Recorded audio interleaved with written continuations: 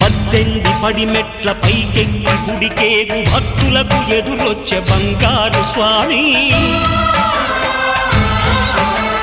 ఇరుముడులు స్పృశించి శుభమనుచు దీవించి జన బృందముల చేరే జగమేలు స్వామి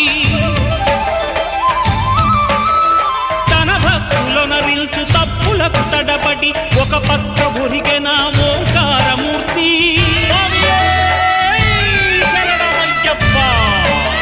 స్వాములందరూ తనకు సాయము కాగా ధీమంతుడై లేచే ఆ కన్య స్వామి